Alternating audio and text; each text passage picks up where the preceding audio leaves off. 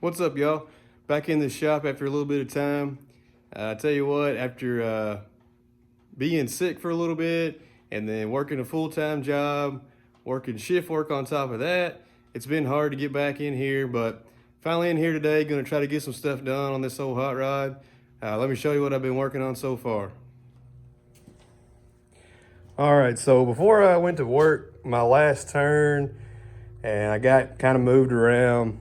I was able to build my cross member right here for my seat bracket, and also I built these perches here that the seat is actually sitting on. You can see this one here is sitting, the bracket sitting on that cross member part. It's all kind of tied together as one. That one over there is doing a little bit of a wheelie. I'm gonna have to get it to come down a little bit and weld it down.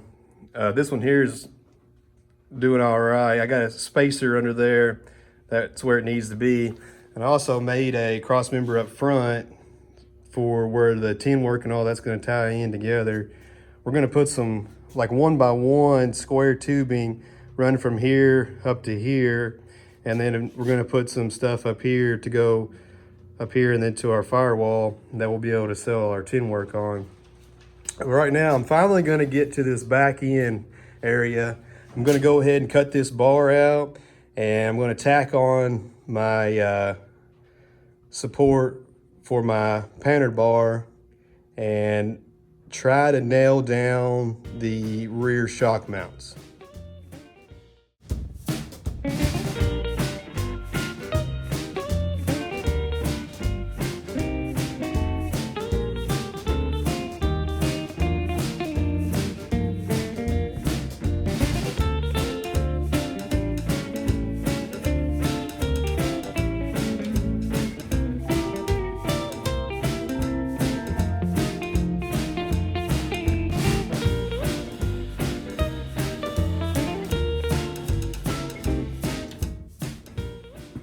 All right, so I was able to cut that bar out and went ahead and cleaned up the frame rail there. So all that looking pretty decent. I got my Panhard bar mount sitting on top of my rear end, so I'm gonna go ahead and tack that up and tack on my diagonal support there. And then I'm gonna move around to the shock mounts. I think I got an idea, so just stay tuned.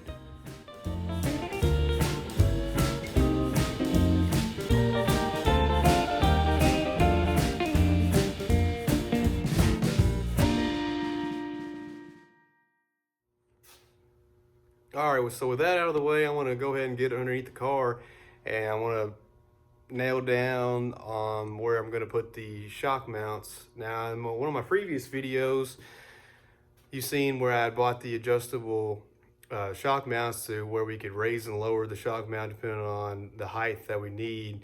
And I debated, I went back and forth trying to figure out where I want to put the shock mounts. At first, I thought I was going to maybe put them in front of the axle. I did some research to find out if that was even a decent option or not on these leaf spring cars. And I seen a post online several years back where a guy posted that it didn't really make a difference on his particular application, that his 60-foot times didn't really differ whether his shocks were in the front or the back. So I thought putting them in front of the axle would be a decent idea. But then I got to thinking about making changes to the shocks because we're going to run a double adjustable in the back. So I was thinking, you know, if the shock was in the front of the axle when it came time to be making adjustments and stuff, it'd be kind of difficult. So behind the axle would actually be the best as far as making changes. And if the chassis really didn't care one way or the other, then that was probably the best option to put them. So I think I finally figured out where I want to put them at. So I'm gonna crawl down here right now and let you guys check it out.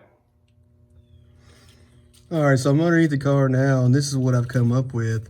I'm gonna take the shock mounts that I bought, and I'm just gonna attach it to the side of my ladder bar bracket right there. And that way I'll be able to get my shock behind my back brace.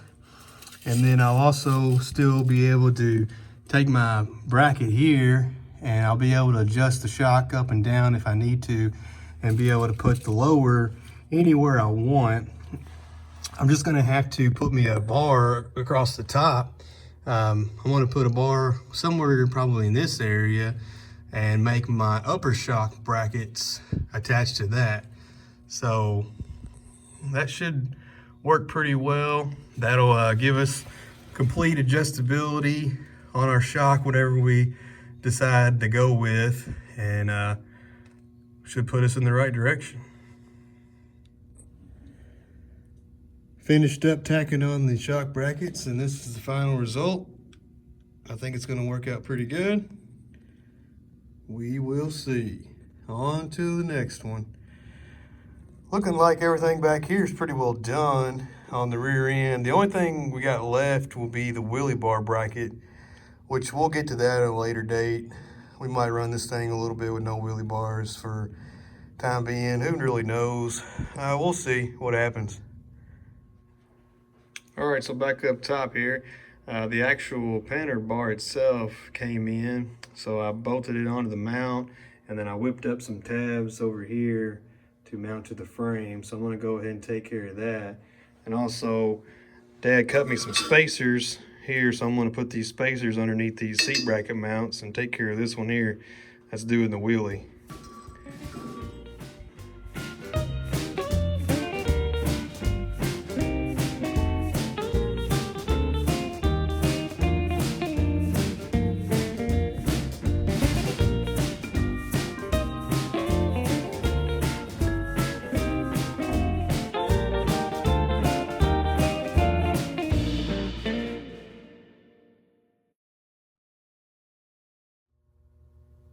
All right, got the Panhard bar tacked in place. I think it's gonna work out pretty good.